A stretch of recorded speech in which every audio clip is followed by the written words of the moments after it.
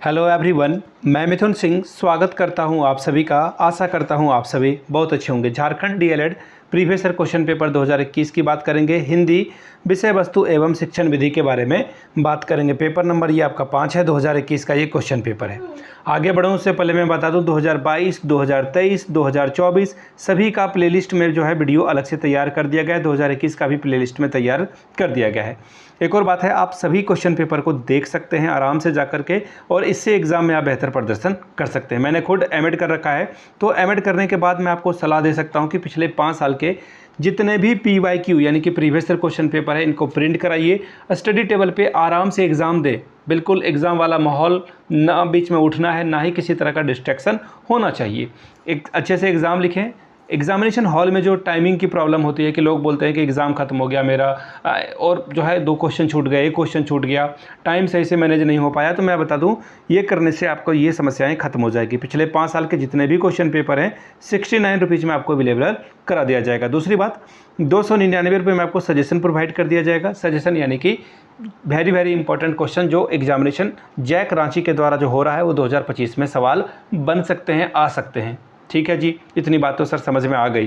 तो ये सजेशन आप तैयार कैसे करते हो, इसका सीधा सीधा तरीका है PYQ previous year question paper जो 10 साल के हैं उसको देखें, उससे आइडिया आपको लगेगा। दूसरी बात, जो आपका सिलेबस है, सिलेबस के अकॉर्डिंग आपको जाना चाहिए। तीसरी बात, एग्जाम पैटर्न। इन तीनों चीज़ों को देखकर मैं सजेशन तैयार करता हूं ताकि आप एग्जाम में बेहतर प्रदर्शन कर सके। ठीक है जी, ये यहाँ से मेरी ईमेल आईडी रही yourmithunSingh@gmail.com पे आप मुझे मेल कर सकते हैं।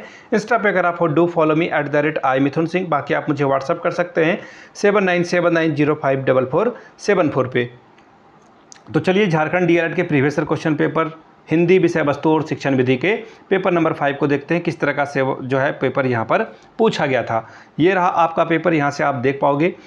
हिंदी विषय वस्तु सह शिक्षण विधि ये पेपर नंबर 5 है, 2021 का ये क्वेश्चन पेपर है।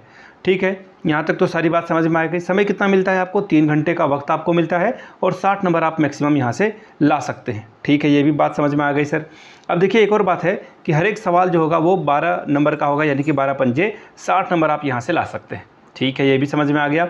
अब यहाँ से देखिए, 5 क्वेश्चंस का आंसर आपको करना है। ग्रुप ए से आपको 2 और ग्रुप बी से 3 सवाल। अब जो यहाँ पे खंड को है ना, इससे आपको 2 सवाल करने को, 2 क्वेश्चन करना है। क्या है सवाल?